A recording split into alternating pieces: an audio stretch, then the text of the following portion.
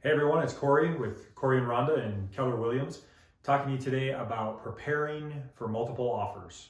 This market is really crazy and there's a lot of things going on. So we'll talk about some things you need to know before you get into that market. Let's get to work. Let's get to work.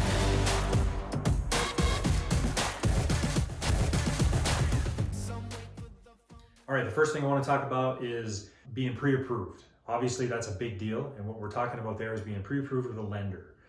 Unless, of course, you're having cash, we're not really talking about that right this second. We're talking about being pre-approved with a lender. The reason why that's so important is because in this market, you're going to probably have multiple offers. There's a very high percentage chance of that.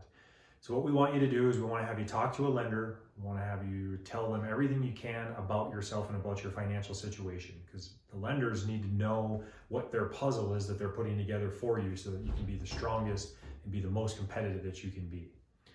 Some of the things you got to look out for in there is we want to make sure, what are you comfortable paying monthly? And, obviously they're going to qualify you for how high you qualify for.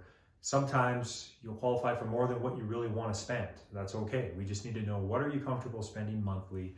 That'll give us a real solid baseline of, okay, this is how much we have to work with.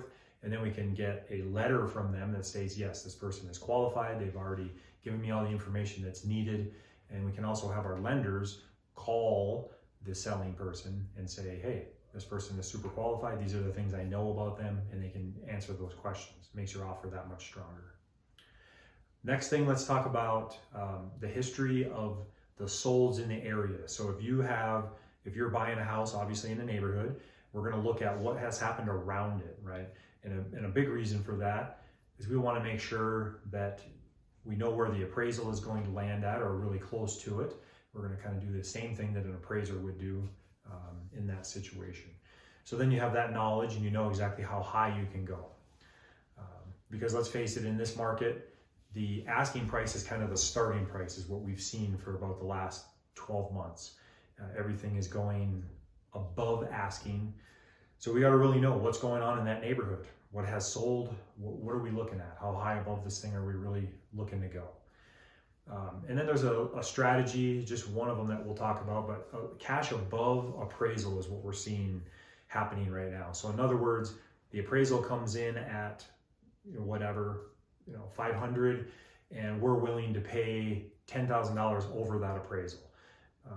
That's one way that people are distinguishing themselves. If there's 6 offers on the table and no one else has said that they're willing to pay over appraisal, obviously that's a big thing for those people to look at when the seller goes to accept an offer. So paying cash above appraisal is a strategy that can be used and tends to help offers be accepted. All right, so one big thing I want to make sure of is, let's not be afraid in this market, right?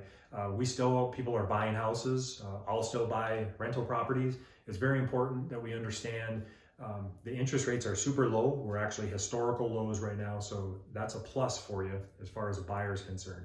We know there's going to be multiple offers. We know there's going to be competition out there, and you may lose out on a few of them. That's okay.